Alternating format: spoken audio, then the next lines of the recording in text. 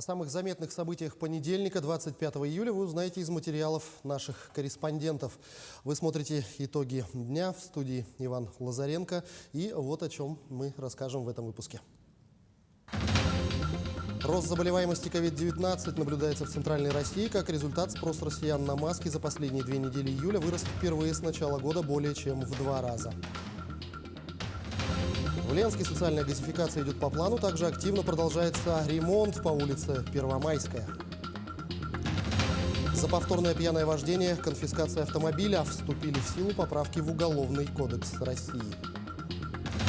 Руководители государственных муниципальных учреждений будут отчитываться не только о своих расходах, а также о расходах супругов и несовершеннолетних детей.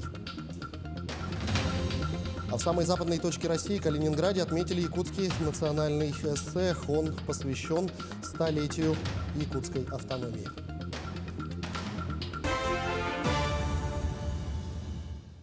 В России за последние сутки выявлено 7523 случая COVID-19 в 85 регионах. Всего в стране нарастающим итогом коронавирус был подтвержден у 18,5 миллионов человек. Также за сутки зафиксировано 37 летальных исходов из-за COVID-19. За весь период в России от коронавируса скончались 382 тысячи человек. За последние сутки в России в связи с выздоровлением от коронавирусной инфекции выписано 4812 человек. Всего в стране число перенесших коронавирус увеличилось до 17 миллионов 900 тысяч человек. В связи с этим спрос россиян на маски за последние 2 недели июля вырос впервые с начала года, более чем в 2 раза по сравнению с аналогичным периодом июня. При этом на антисептик спрос вырос почти на треть. Что касается эпидобстановки в Якутии, то за последние сутки в республике выявлено 36 новых случаев коронавирусной инфекции. 16 из них в городе Якутске, в Нерюнгринском и Хангаласском районах по 3 случая. Еще в 10 населенных пунктах республики зафиксировали от 2 до 1 заболевших. Все тяжелые случаи заболевания зарегистрированы у невакцинированных больных. Низкие темпы ревакцинации в Алданском, Верхоянском, Горном, Мегино-Кангаласском, Мирнинском, Намском, Нерюнгринском, Среднеколымском районах и в городе Якутске. Напоминаем, что необходимо в срок пройти повторную вакцинацию для создания устойчивого иммунитета. Стоит отметить, из-за роста случаев COVID-19 в Якутии увеличено время работы прививочных пунктов во всех медицинских учреждениях и количество прививочных бригад. Вакцину от коронавируса теперь можно получить в будние и выходные дни не только в медучреждениях, но и в дополнительных прививочных пунктах. Адреса пунктов в Якутске представлены сейчас на ваших экранах. Возведение 80-метрового капитального сооружения через реку Чон-Алыр на автодороге Анабар проходит в Мирнинском районе. Подрядчик приступает к выполнению подготовительных работ. Отмечается, что длина моста вместе с подходами составит более 1 километра, при которой сам мост с покрытием из стали фибробетона 80 метров.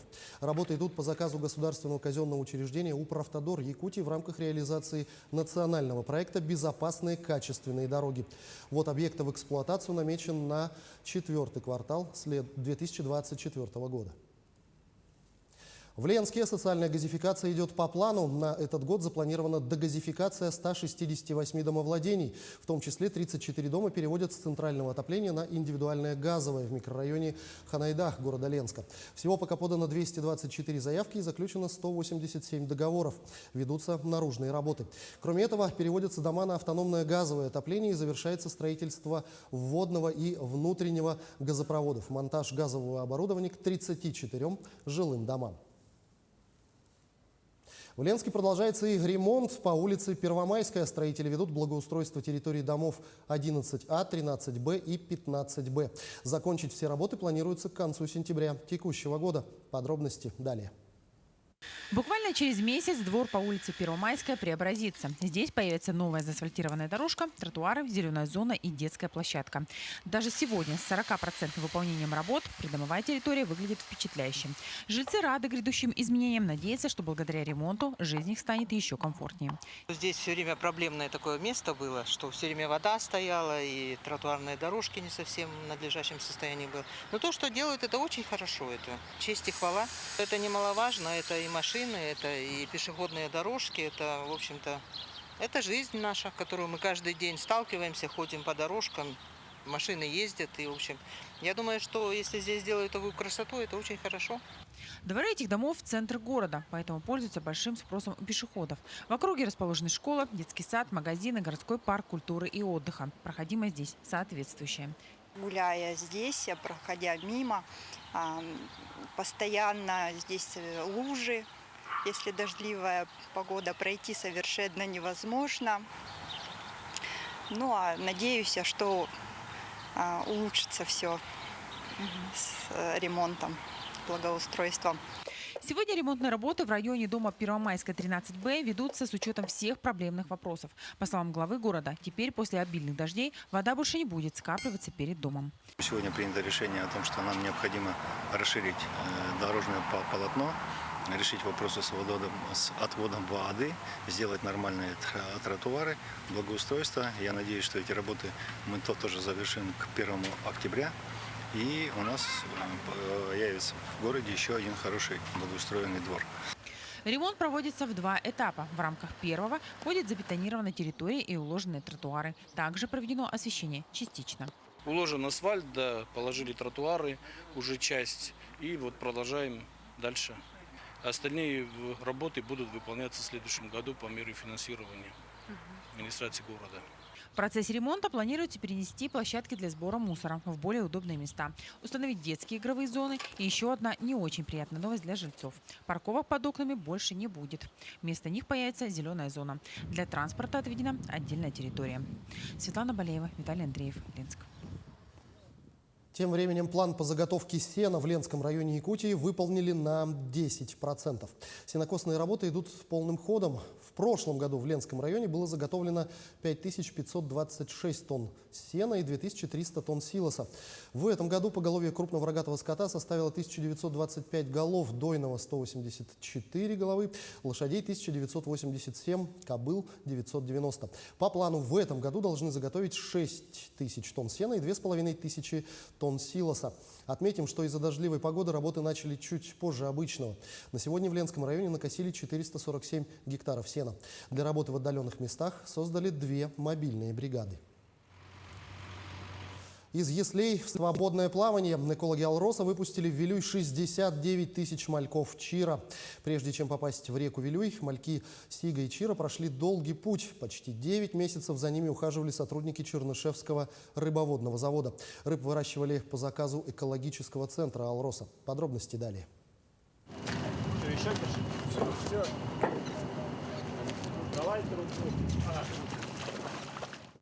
Прежде чем попасть в реку Вилюй, мальки Сига и Чира прошли долгий путь. Почти 9 месяцев за ними ухаживали сотрудники Чернышевского рыбоводного завода.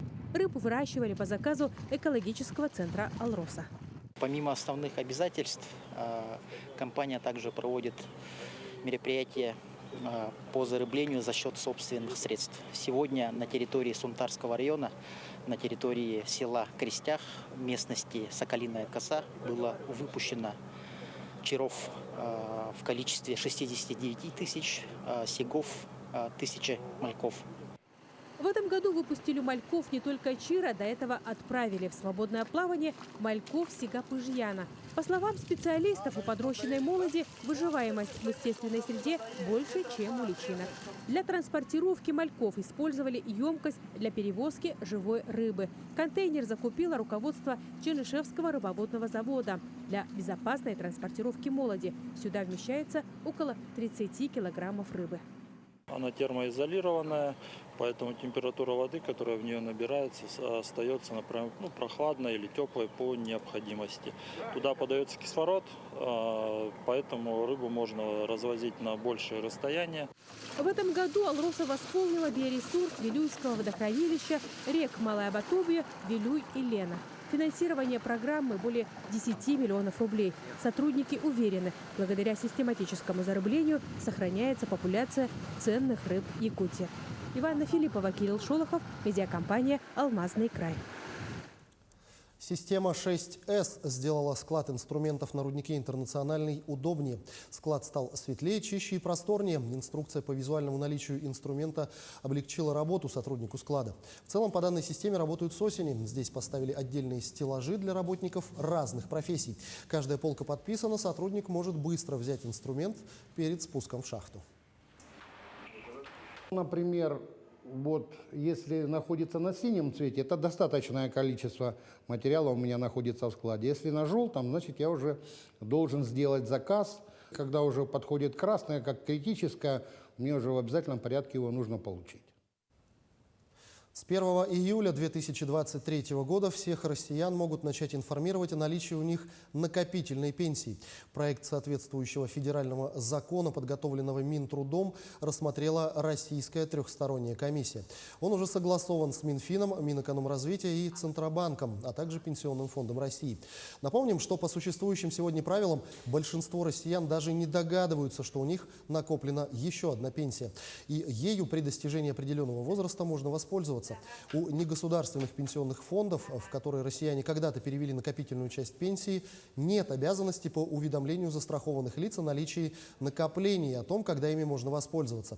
Пенсионный фонд России возьмет эти обязанности на себя. Уведомления будут рассылаться через портал госуслуг. В Якутском технологическом техникуме сервиса проходят курсы парикмахеров для безработных граждан. Краткосрочная учеба организована в рамках нацпроекта «Содействие занятости населения». Поэтому курсы бесплатные. Искусству парикмахерского дела обучаются граждане, находящиеся в поисках работы, женщины, которые ухаживают за ребенком, и предпенсионеры. Профессиональная подготовка продлится 1 месяц и предусмотрено большое количество времени именно для практики. Но в конце учебы курсанты сдают экзамены и получают удостоверение. Также в техникуме готовят кондитеров и поваров. В общей сложности в этом году планируют обучить более 100 человек, а зам парикмахерского искусства обучат 60 граждан. Я давно стригу, но по правилам стричь – это совсем другое. Стричь по-своему – это другое, а стричь по правилам – тоже другое. Вот пришла и узнала азы, первые азы парикмахерского искусства. Очень довольна. Сейчас я буду стричь только по правилам. Еще один крупный российский маркетплейс начал свою работу на территории республики. Так, пункты интернет-площадки для покупок «Озон» начали открываться еще осенью прошлого года. Сегодня же это успешно развитый сервис. Продолжит Саргалана Неустроева. В сегодняшний день компания насчитывает 21 пункт выдачи товаров. Еще 7 работает в городах Мирный и Нерюнгри. Тем не менее, это только начало. Так, представители компании заявляют о готовности дальнейшего развития не только в Якутске, но и в других населенных пунктах республики. Оформить же заказ товара на сайте проще простого. Чтобы оформить заказ, нужно зарегистрироваться в приложении либо на сайте Озон.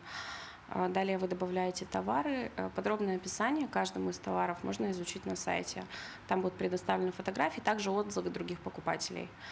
Понравившиеся товары вы добавляете в корзину, далее оплачиваете на сайте. После оформления заказа вы уже сможете непосредственно отслеживать статус вашей доставки. При этом доставка в регион, как правило, занимает не больше недели, в отличие от многих других интернет-магазинов. Сам заказ можно получить как курьером, так и на пункте выдачи товаров. Здесь же оформляется возврат. Достаточно просто сообщить об этом специалисту. Возврат оформляется сразу же после получения, либо же в течение нескольких дней после. Там не нужно заполнять длинное заявление, все происходит через личный кабинет. То есть вы указываете на сайте причину, почему не подошел товар, приносите товар на пункт, и деньги поступают вам на карту. В ассортименте маркетплейса более 100 миллионов различных товаров, а узнать расположение ближайшего пункта выдачи можно на карте приложения или через любой геосервис. Таким образом, интернет-покупки в Якутии становятся все более доступными и удобными. Саргалана Неустроева, Джилустан Иннокентьев, Якутск. Движение транспорта приостановят до 27 июля на перекрестке улиц Каландрашвили и Белинского в Якутске. Это связано с проведением плановых ремонтных работ на участке. Прямо сейчас на ваших экранах представлена схема объезда маршрутных автобусов номер 2, 5, 7 и 41, по которым будет осуществляться движение. Со злостных нарушителей правил дорожного движения спросят строже. Регулярная езда без водительских прав теперь может закончиться тюремным сроком и конфискацией автомобиля. Такой пакет законов вступает в силу 25 июля. Раньше штраф за езду без удостоверения был 30 тысяч рублей, притом не только для тех, кто был увлечен в этом впервые, но и для злостных рецидивистов. Теперь людям, второй раз севшим за руль без прав, придется заплатить от 50 до 100 тысяч рублей. Водителям, лишенных прав и уже дважды заплативших административный штраф за езду без них теперь грозит уголовное взыскание от 150 до 250 тысяч рублей, обязательные работы до 360 часов, принудительные работы или лишение свободы на срок до 1 года. Если человек, имеющий такую судимость, снова незаконно сел за руль, штраф составит от 200 до 300 тысяч рублей, а уголовный срок до 2 лет. С 25 июля у судов появилась и новая возможность назначать тем, кто попался повторно нетрезвым за рулем, уголовное наказание не только в виде штрафа или срока, но еще и конфискации автомобиля. Вступили в силу поправки в Уголовный кодекс России, а также в Кодекс об административных правонарушениях. Итак, благодаря новым поправкам для лихачей, которые доездились до уголовных статей, возникла новая ответственность – это конфискация автомобиля. И с сегодняшнего дня она может применяться для тех, кого судят по статье «Повторное управление в нетрезвом виде» или «Отказ от медосвидетельствования», а также по статье «Выезд на встречную полосу» либо «Превышение скорости более чем на 60 или на 80 км в час, будучи лишенным прав». Минтруд России намерен обязать руководителей государственных и муниципальных учреждений отчитываться о своих расходах, а также о расходах супругов и несовершеннолетних детей. Сейчас они должны сообщать только о доходах, имуществе и обязательствах имущественного характера. Это изменение предусмотрено в антикоррупционных поправках в законодательство России, которое разработал Минтруд. Они ужесточат контроль за расходами чиновников, руководителей госкорпораций и бюджетных учреждений. Нововведение потенциально затронет до 206 тысяч россиян. По данным Росстата, на 1 апреля этого года в России насчитывается именно столько государственных и муниципальных учреждений. Глава Якутии Айсан Николаев провел лекцию-экскурсию для студентов Луганской Народной Республики, студентов Северо-Восточного федерального университета, а также для лучших школьников Якутска. Мероприятие состоялось в рамках просветительского проекта Российского общества знания. Подробности в сюжете Светланы Амосовой. Добрый день, ребята. Добрый день. Здравствуйте. Очень рад сегодня с вами встретиться и с нашими друзьями с Луганской Народной Республики, и, конечно же, уже и с нашими ребятами якутскими, со школьниками лучшими, со студентами. Встреча школьников и студентов с руководителем Якутии Айсеном Николаевым организована в знаковом месте – в музее Мамонта.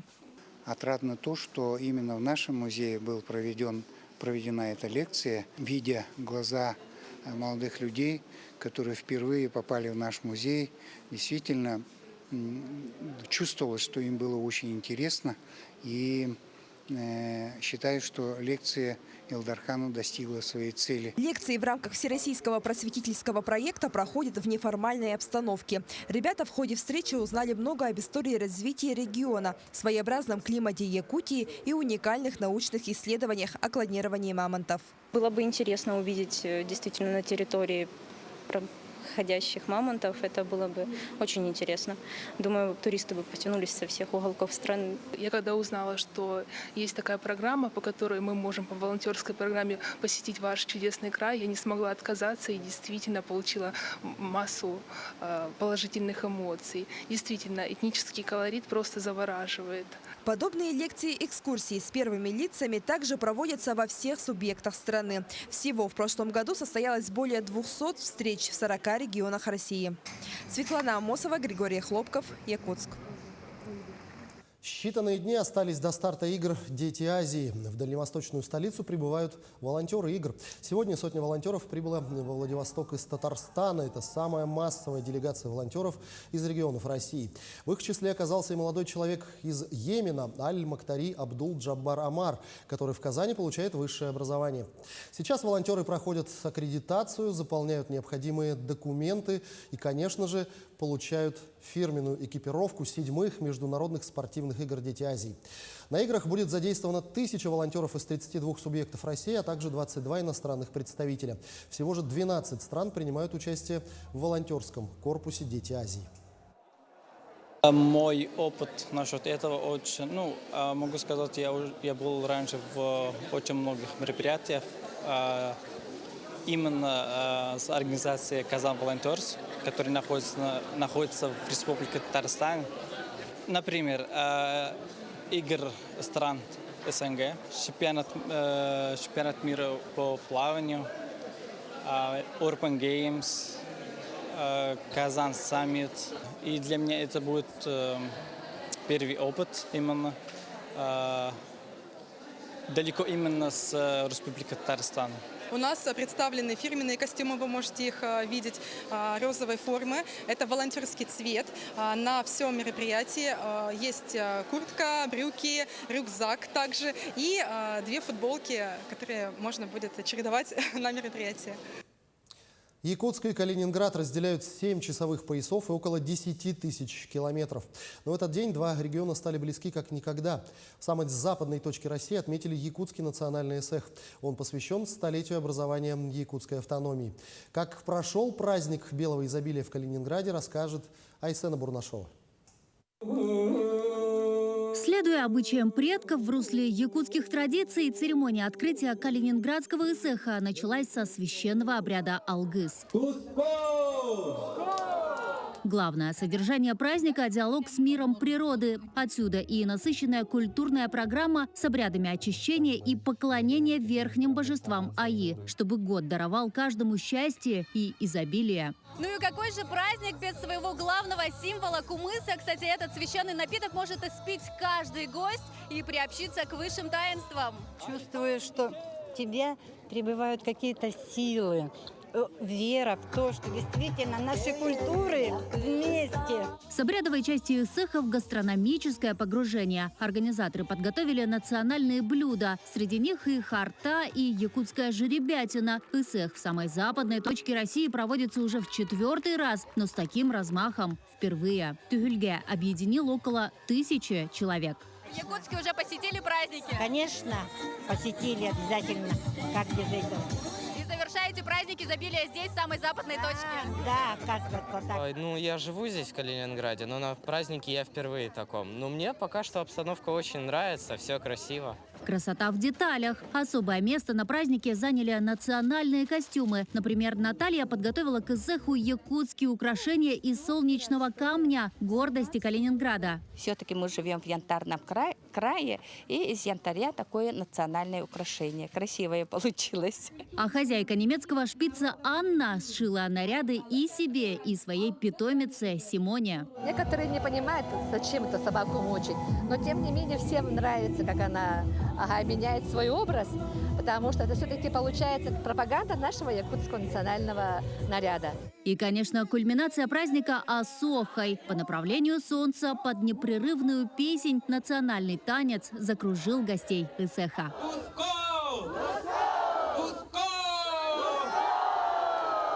Приятно приобщаться к культуре предков. О моей родине, о месте, где я родилась, где энергия воды, земли, неба. В следующем году состоится юбилейный 5-й эсэх, и у организаторов на него большие планы – войти в календарь главных событий Калининградской области и стать финальным аккордом фестиваля эсэхов. Эсэх шагает по России. Начать это с Владивостока, провести все мероприятия с эсэхом, связанные с эсэхом по всей стране, и закончить его в Калининградской области. Я думаю, проведем эсэх еще лучше и еще красивее. Айсена Бурнашова, Виктор Олесов, Калининградская область. Вы смотрели итоги дня в прямом эфире. Ну а я напомню, что еще больше информации вы сможете найти на наших официальных сайтах yak24.ru и nvk-online.ru. Для вас в студии работал Иван Лазаренко. Я с вами прощаюсь. До встречи в эфире и берегите себя.